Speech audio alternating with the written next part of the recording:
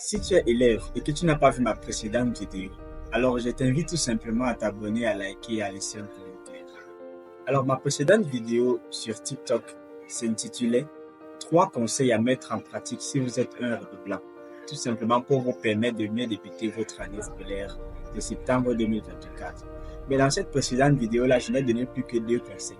Alors dans cette vidéo-ci, je vais donner le troisième conseil qui est pour moi le plus important, vous permettant, vous, élèves et en aucun cas d'examen, à mieux débuter votre année scolaire avec le plus d'engagement, le plus de productivité et avec surtout le plus d'efficacité.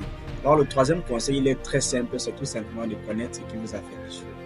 Oui, connaître ce qui vous a fait échouer. La plupart d'entre vous aujourd'hui, lorsque vous échouez, vous vous lamentez sur votre sort en vous disant j'ai bien composé, j'ai pourtant bien révisé mes leçons, le sujet était pourtant facile, j'étais pourtant premier de la classe. Et puis quoi? Même si vous étiez premier de la classe, si vous avez échoué à votre examen, c'est tout simplement parce que vous n'avez pas été à la hauteur. C'est tout. Donc, il ne faut pas vous lamenter sur des sujets. C'est difficile à comprendre, et c'est la vérité. Si vous avez échoué, c'est tout simplement parce qu'il y a quelque chose qui n'a pas marché.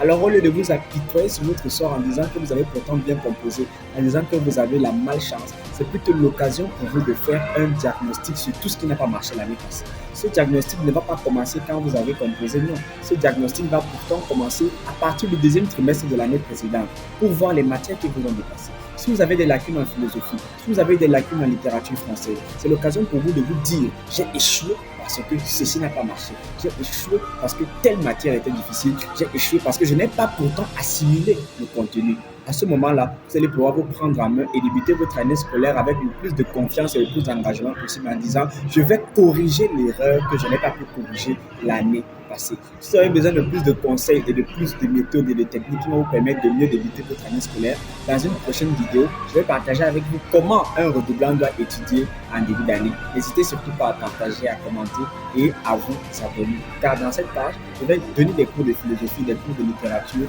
et des cours d'anglais, surtout même des cours de chinois pour toute personne qui voudra, n'est-ce pas, s'abonner.